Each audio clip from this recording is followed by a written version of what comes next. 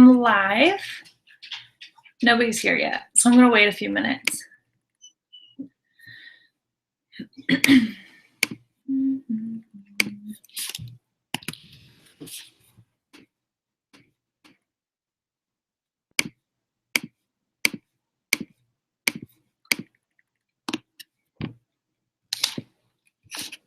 I'll wait maybe one more minute.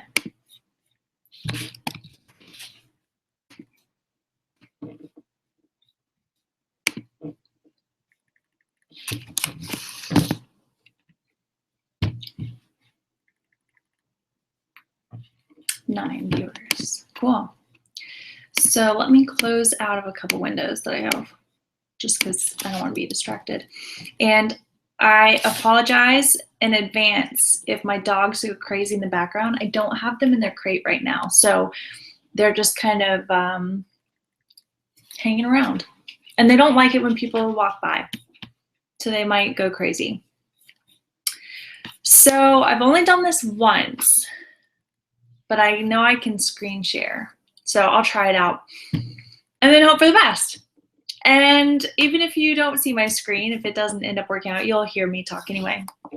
So welcome everybody. Lindsay has given me the reins to take over 100% today, which I'm terrified about, but I think that it's okay. I think most of you know me, and if you don't, my name is Courtney. My last name is Muscatello. I have been with DFG for 2 years or so, and I've been a diamond coach for around the same time. I think I became a diamond coach in the first 3 months or 4 months. So it's been a crazy journey. I work full time other than this, so it's always a balance. But what I'm going to be talking about today is finding your inspiration, because sometimes people think it's luck or skill or the lack of motivation or the lack of skill rather that is working against you in this business, but really sometimes it's all about finding the right inspiration and what fires you up. I know that a lot of people thrive on social media, and some people thrive in the person-to-person environment. I personally am a person. So on paper, for example, my resume sucks. Like, I have had 5 jobs, I think, in the last 5 years, and I have lived in 3 different cities in that time. Grade-wise, I wasn't an A student in school, and so going to job interviews was fine if I could get them, and I could never land the interview because on paper I thought like I don't know, it was not really my thing, but being in front of somebody is where I thrive. So putting me in front of social media sometimes is hard for me because it's not like person to person, and people are reading you on your social media kind of like it's a resume. So I know that I'm going to have a slideshow and I'll show you, but the whole point of this is to hopefully fire something up inside of you. Maybe one thing is going to speak to you, maybe nothing, but I'll give it a try and then see if something works for you. Okay. And it goes. Okay. I think this is working. All right, I think it's working. I'm going to view this.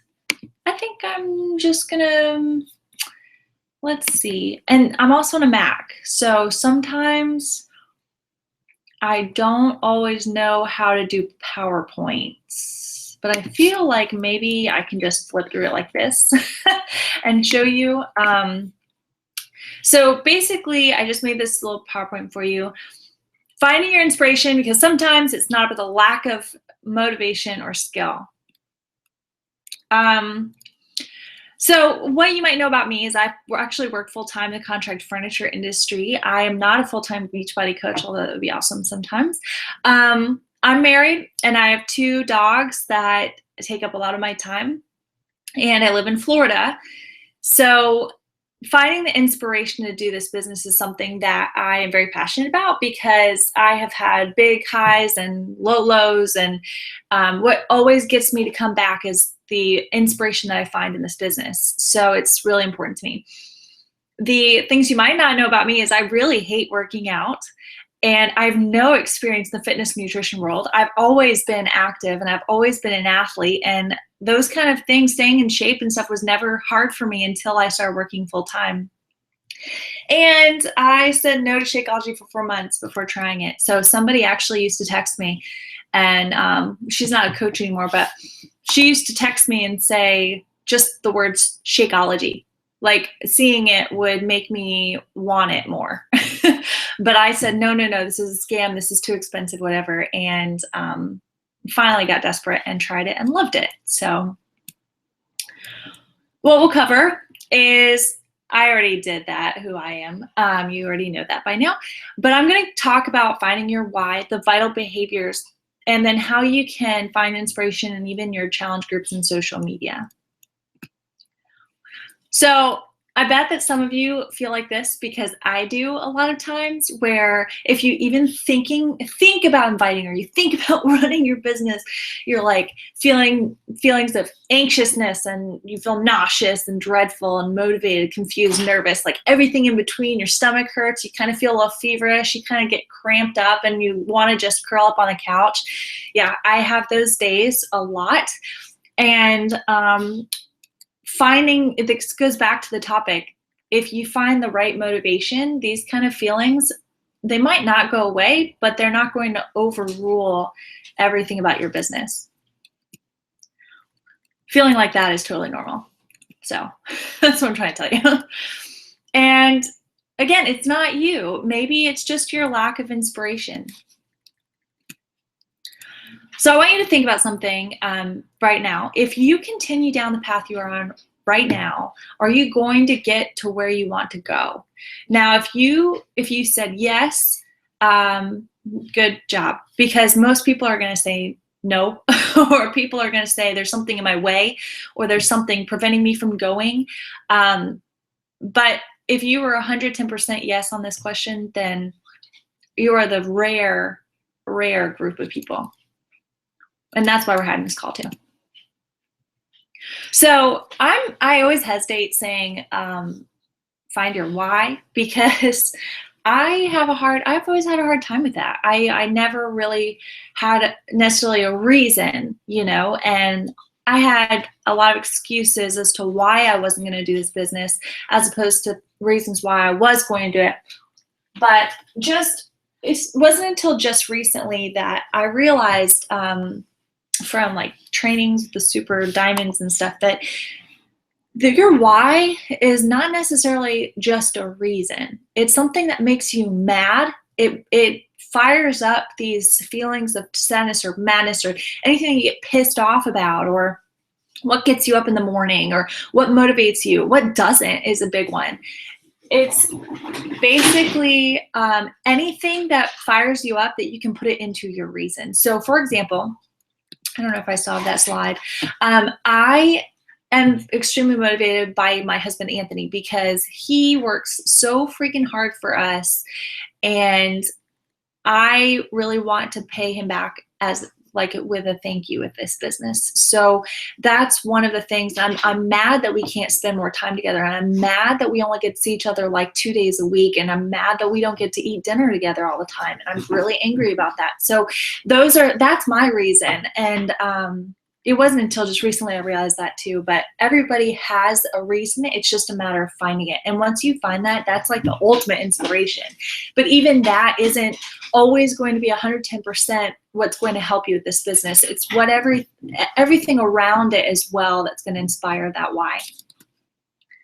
So I'm going to go into the vital behaviors and break them apart for you. One thing that you might not realize, and you may, is that you're always inviting, and it's a part of your daily life. If you ever found something that you love, and you are, my newest thing is like, I've always loved candles, but the other day Yankee Candle was having a huge sale, and so I stocked up. And I just wanted to tell everybody else about this sale so that they could go stock up as well. And inviting should be like that as well. I looked it up, and invite is synonymous with welcome, propose, have over, and even encourage. Inviting is also synonymous with a lot of other negative things, but I really want to emphasize that inviting can be a really good, not as stressful thing. Even a hairdresser, you guys, if you love your hairdresser, you're going to tell everybody about it. And I want to put inviting into a perspective. If you have a party, let's say you had people over for July 4th yesterday, what were you going to do? You invited them over, they walk in your door, you offer them a drink instantly, and then you spend time with them and they leave and you're like, man, I can't wait to see them again. Inviting people to your groups should work the same way. All you have to do is invite your friends, tell them about it, tell them your results, be excited about it, declare yourself as a coach with pride. I don't remember who it was that told me this, but they said, if somebody asks you about Beachbody, you should tell them you're a health and fitness coach, but not mention the word Beachbody.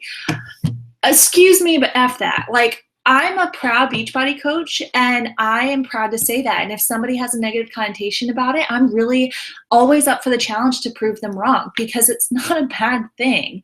Declare yourself as a coach, and people will resonate with that and really relate to you. Ask people their goals just in, common conversation. Say, have you thought about this month? Or this is what I'm going towards.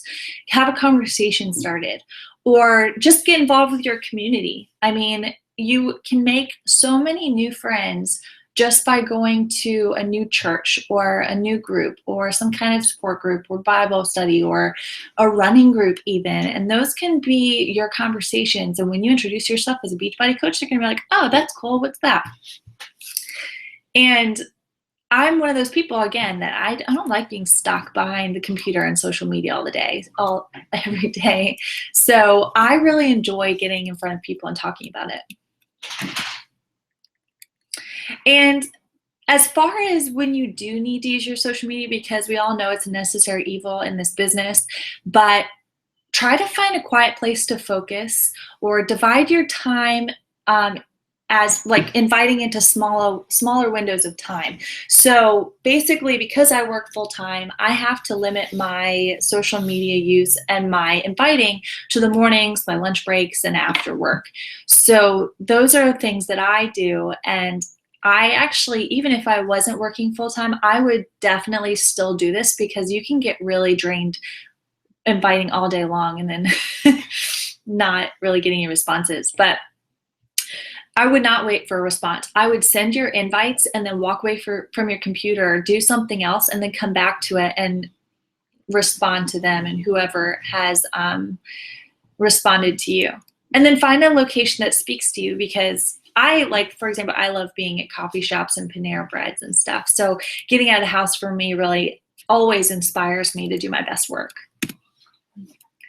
So the second vital behavior is personal development.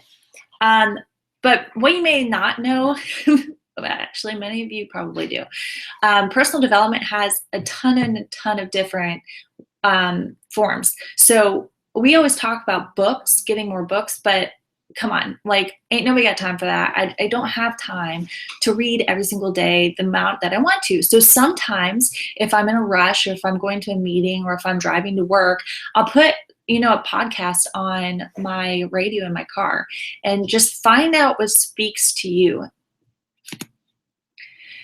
And find a good time and be consistent with it, because once you become consistent with it, it'll just become a routine. So either it's first thing in the morning, or on your commute, during your lunch break, right before bed. Make sure that you do it, and then make sure, again, that you make it a routine. And then as far as finding an inspiring place, I would always try to mix up your environment.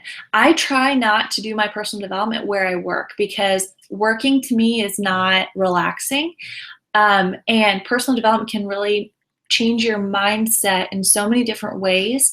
So and don't be distracted by anything. Like if I'm reading my personal development, I'll put the dogs out in the backyard and sit on the back porch watching them while I'm reading, because if they're right next to me in the living room or something and they're going to want to like lay on my lap and lick my face and stuff, then that's not going to get my mindset in the right place. So the right setting definitely matters.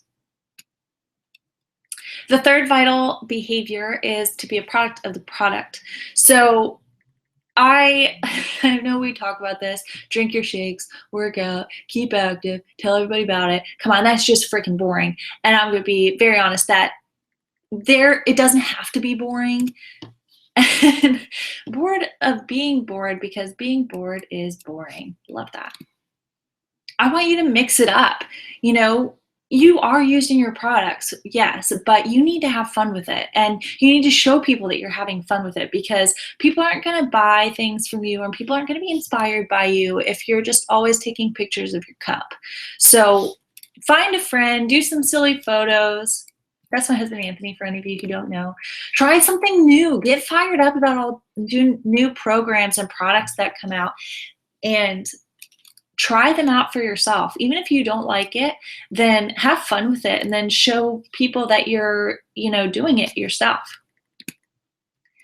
Wear something you love. And now this is a big one. Some people get really fired up about their sports bras. I don't have that problem or passion, but I love socks. And so if I'm going to work out, I'm going to wear some cool socks or get a new pair of shoes that inspires you to work out. I cannot tell you how many people I know that get new shoes and they just want to go running or something immediately because they're so cool. So you have to find something inspiring with what you wear as well. Join or organize a local fit club. So this is our Tampa Fit Club, and we're fortunate to have a lot of people that go to it, but it didn't start out like that. It started out with like 2 people. But it always is so awesome to have everybody together for a half hour, working out together, motivating each other, because that in itself is inspiring, and people count on you to keep going. So it keeps you moving and going every week. Or get some fresh air. We don't always have to be doing the products every single day. If you want to go for a run, go for a run and document it and show that you're having an active lifestyle, because that's what it's all about at the end of the day. It's motivating others to be their best selves as well as you. So the vital behavior number 4 is recognition. So this is something that was hard for me to put in slides, but basically all you have to do is tell someone you're thinking of them, tell someone they're doing a great job, believe in them, support them, welcome someone to your group. And this is the biggest one for me. Do not let anybody feel left out. Like, I have that huge fear in me that I'm going to be left out of something. And when you are left out of something, like, it feels really bad. So you always want to include everybody and make sure that you're being fair, and, people will recognize that. And here are a couple ways that you can do it. Of course, tell them, text them, call them, send them a letter, recognize them on their Facebook page, give them a shout out, send them something special, compliment them, invite them to spend time with you. You really just need to make sure that they feel like they matter and there's something bigger. So here are a couple of ways that I find inspiration in my challenge groups, because I have had a hard time in the past, I would say from day one as a coach, that I don't want to do the same old challenge groups, because I don't like too much of a routine. I like to mix it up, and I like to do things differently every single month to see what works and what doesn't. And if something works, I might not do it the next month. It just depends on how I feel. But you can definitely have fun with it every single month, and every single month you can put that inspiration back into your groups. So this month, for example, I'm doing the competition for prizes every week, and I can tell you guys a little bit more about how I'm doing that, because I think I found a pretty good system and pretty easy system to do it. We'll see how it works out. It's the first time I've ever done it. But even free challenge groups that focus on fitness or nutrition or even personal development. I know a couple of coaches have like their daily devotional groups and everything. And those are awesome because it builds people up and you get to know them and build that network. Join forces with another coach. That's what I'm doing this month. So there's another coach within the Bombshell Dynasty that teamed up with me, and we're doing the challenge group together this month. It helps so much when you have a partner. And even one of my coaches, Courtney Blevins, she's been helping me a lot with our group this month too, because now I have 2 groups going on and that's too crazy for me. So joining forces can actually be a really powerful thing. And then follow the challenge group guides. So if you didn't know, there are challenge group guides that have daily postings for you. And what I would always do is like, don't just copy and paste. Copy, paste it, and then revise it to whatever is best for your group and cater it to the conversation. 70% of people who start a program don't finish it, according to Autumn Calabrese. And that's one of the reasons why it's so important for us to be around, and not only be around, but inspire everybody else to do it as well. Make it fun. Have local meetups. I know sometimes with our, I have local challengers very rarely, but if I do, I want to try to get them together and bring them to my fit club and make them really understand that this is not just an online thing. It's not like just a solo thing. This can be a community that really inspires people. If I haven't done this very much, but the weekly Zoom calls with challengers, I did it a couple times a couple months ago, and it was amazing. There were tears, there was excitement, there were people like, I don't know, rooting for each other, and it just felt so personable. And I do want to put that back into place actually, because I think it was really effective and had everybody inspired for the next week. And just post interacting posts, ask them questions, have them post their own pictures, and see how that works for you.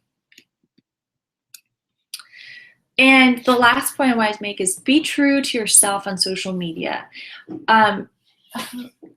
Okay, the dogs are digging underneath the couch. Social media is a huge asset to our businesses. And like I said earlier, it's a necessary evil, but your business can flourish and bloom in ways that you would never have imagined with social media. So, but there are always good and bad ways to approach it. I want you to really take this as like your follow-up. I want you to go to your pages and think of these things. If you were a stranger visiting your social media pages for the first time, would you know what you do? Do you know you're a coach, or are you just someone that works out? And do you see that your personality is being portrayed effectively or accurately? Do I want to join you? Do I know what I'm joining if I was to join my group? Do I want to be a part of my life? Do I want to be my friend? Do I trust me? It's all these little questions can really, really, really put everything into perspective. And for a lot of you like me that really don't like social media that much, sometimes it's finding the right medium. You know, I really love Instagram and I like Facebook, okay. I've never gotten to blogging, but I have always intended to.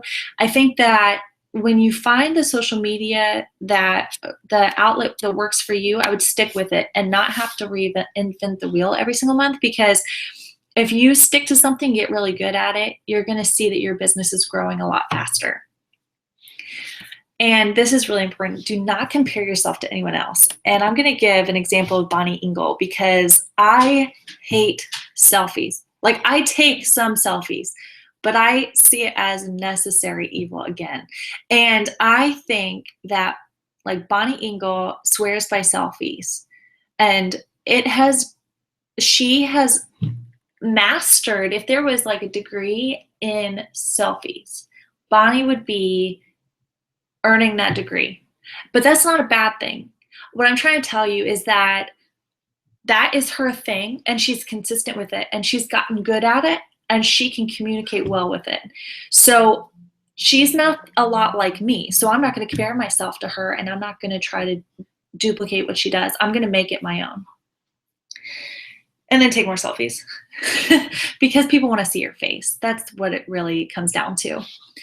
And post interacting posts, we went over that. And have your, ask questions. Even, it doesn't even have to be Beachbody related. Ask a question about people's favorite mascara or favorite brand of shoes, because people love giving their opinions. And don't be afraid to be vulnerable. So this is actually one of my last slides. On your social media, I really want to challenge you to be you on steroids. Like, if you're weird, be weird. If you're silly, be silly. If you're insightful, be insightful. If you're totally normal and you don't think that there's anything about you that is special at all, be that, because you're going to be the best totally normal person there is. And somebody's going to latch onto that and relate to you more than anybody else. And are you obsessed with something? Be obsessed with it. It's totally okay. And I, for example, I'm obsessed with dogs. Like, I love dogs. I love dog videos. I love my dogs. I love other people's dogs. I want to pet all the dogs in the world. And I want everybody to know that. So I post about dogs. I don't care if you don't like dogs. I'm still going to post that stuff. And then the people that I attract are going to be relating to me in that way. And then whatever you do, just be you and stay inspired, because I think that at the end of the day, there's just too many copycats, and you really need to be you so that you can attract the right people. I'm going to stop sharing now and get back to the video, maybe. I think I'm back. I don't know. But thanks, guys. I know that I just covered like a lot of stuff, but hopefully you can find things in here that speaks to you and that you can use yourself on your social media or in your daily lives. I want to challenge you to do something new and not corner yourself in one direction. Like I said, get out there and meet new people, because this is a people business and we want to be as versatile as possible. We don't want to be behind the computer all day, but that is, and I guess I hesitate to say it because that's what inspires me. I love being outside and I love being in coffee shops and I love doing all that. You need to find what inspires you. And hopefully something in this presentation that I was talking about does that for you. And if you want to, send me your ideas or something. I'd love to hear what inspires you, because maybe it'll inspire me in a way that I never thought of too. So I hope you guys have a good day. It's like 1 o'clock right on the dot. Yes, good timing. And I will talk to you guys soon.